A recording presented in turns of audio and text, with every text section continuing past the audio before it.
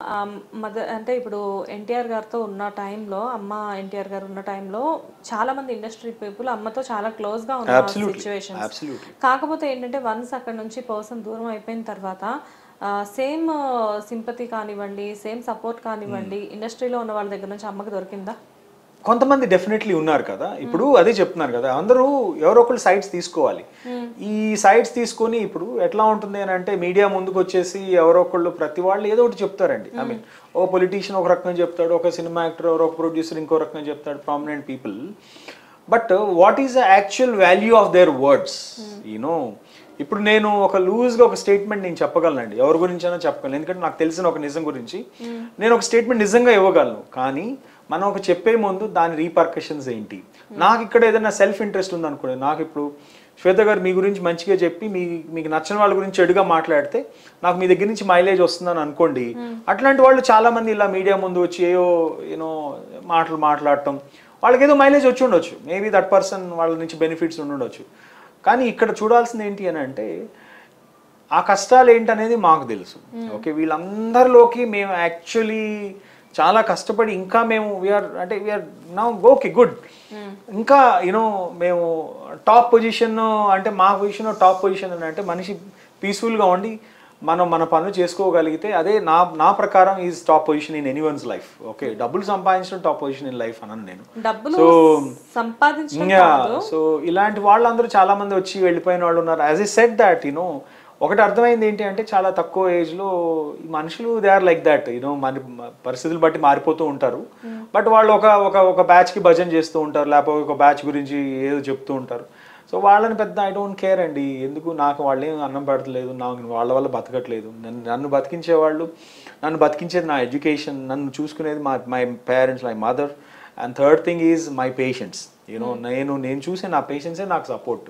Okay, నేను వచ్చిన 4 yearsలో నాకు ఇక్కడ ఏమి గాడ్ ఫాదర్స్ లేరు, లేకపోతే నా బ్యాక్గ్రౌండ్ చూసుకుని ఇక్కడ ఎవరు ఉద్యోగాలు ఇచ్చిన వాళ్ళు లేరు. Everything what ever I want is because of my worth. Okay, నేను ప్రూవ్ చేసుకున్నాను కాబట్టి దేవుడు మనల్ని ఎక్కడో చోట తీసుకెళ్ళి మంచి పొజిషన్లో కూర్చోబెడతాడు, అంతే. ఓకే, అండ్ మీకు ఎన్టీఆర్ గారికి మధ్య రిలేషన్ ఎలా ఉండేది? It's fine. అంటే హాలిడేస్ మీరు చెప్పినట్టు వెళ్ళినప్పుడల్లా I use to meet him, use to bless me, like అడిగేవారు ఎలా ఉందని, బాగా చదువుకోండి అని చెప్పేవారు. అట్లా హీ యూస్ టు మోటివేట్ మీ. ఆయన ఏ ఏజ్ గ్రూప్ ను ఎవరినన్నా మీరనే అంటారు ఆయన. హీ నెవర్ కాల్స్ ఎనీవన్ నువ్వు, ఎనీ ఏజ్ గ్రూప్ మీరనే అంటారు ఆయన. ఆయనలో ఒక క్వాలిటీ అది. అంటే లైక్ ఆయనతో టైం స్పెండ్ చేసినప్పుడు ఆయన దగ్గర నుంచి టైం అంటే ఆయనకి అంత టైం ఉండేది కాదు కదా, ఆయనకి టైం ఉండేది కాదు. ఆయన పడుకునేదే 4 hours పడుకునేవారు. సో ఆ టైంలో ఎంత టైం మనం ఆయనతో టైం స్పెండ్ చేయగలం? ఆయనకి అలాంటి ఎంటర్టైన్మెంట్స్ అట్లాంటివి ఏమి ఉండే కాదు కదా. Only probably person who spend maximum time is ma'am in his life. So ఆ టైంలో ఏదన్నా, బట్ నాతో పెద్ద ఇంటరాక్షన్ అంటే కలిసినప్పుడు ఏదైనా టిఫిన్ చేయటము, లేకపోతే రేర్లీ ఒక్కొక్కసారి డిన్నర్ కలిసి చేయటము, అట్లా ఉండేది. కానీ సజెషన్స్ ఇచ్చేవారా సార్?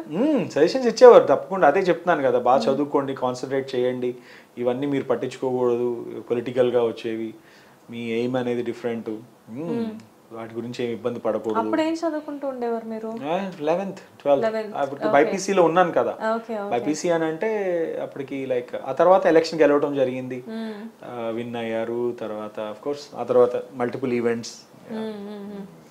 అమ్మకి ఒక స్పెషల్ రికగ్నైజేషన్ ఉండేది డెఫినెట్గా, ఎందుకంటే అంత పెద్ద పర్సన్ అమ్మ అనేసరికి చాలా అభిమానంగా ఉండేవారు, చాలా ఇష్టంగా ఉండేవారు. అంటే అమ్మ చేసిన సర్వీస్ కూడా చిన్నదేం కాదు ఆ టైంలో, అంటే ఇటు పార్టీ వైజ్గా కానివ్వండి, అన్ని రకాలుగా కూడా. కాకపోతే బయటకు వచ్చేసరికి అంతా కూడా అంటే నాకు తెలిసినంత వరకు నేను అడుగుతున్నాను, నెగిటివ్ గానే అంతా కూడా స్ప్రెడ్ అయింది. అదే చెప్తున్నాను కదా, ఇప్పుడు ఒక మంచి అంటే మేమేమి చూస్ చేసుకుని రాలేదు కదా. లైక్ ఒక ఎన్టీఆర్ గారు లైఫ్లోకి రావాలి అని అంటే కొన్ని లక్షల మంది వెయిట్ చేస్తూ ఉండొచ్చు కదా. The person has to choose, right? ఆయన చూస్ చేసుకున్న వ్యక్తి కదా, మనం ఏం ఆయన మ్యానిపులేట్ చేసే వ్యక్తిత్వం కాదు కదా. కొన్ని కోట్ల మంది దగ్గర ఆయన ఈజ్ లైక్ ఆరాధ్య దేవుడు. ఆయన ఒక మనిషికి నచ్చి ఆయన ప్రాబ్లీ ఆయన డిసైడ్ అయ్యి ఒక పర్సన్తో ఉండాలని అనుకున్నప్పుడు వీళ్ళంతా ఎవరండి నాకు అర్థం కాదు. సో బేసిక్గా ఇప్పుడు అదే మనిషి పేరు పెట్టుకునే కదా అది ఒకప్పుడు అదే వ్యక్తి గురించి మీరు అందరూ నెగిటివ్గా చెప్పి ఇది చేయలేదు అది చేయలేదని ఇప్పుడు అదే వ్యక్తి ఫోటోలు పెట్టుకునే కదా మళ్ళీ ఇంకా మీరు అందరూ సర్వైవ్ అవుతున్నారు. ఇది ఒకటి సెల్ఫ్ యూనో వాళ్ళకి వాళ్ళు క్వశ్చన్ చేసుకోవాల్సిన సెల్ఫ్ ఇంట్రోస్పెక్షన్ అంటాను. సో కాబట్టి I think you know all that is immaterial. So like అంటే వన్స్ పాలిటిక్స్ లోకి వచ్చిన తర్వాత ఇదంతా ఓకే, వన్స్ ఎన్టీఆర్ గారు కాలం చేశాక అమ్మ ఇంకా పాలిటిక్స్ నుంచి కంప్లీట్ గా దూరంగా ఉన్నారు.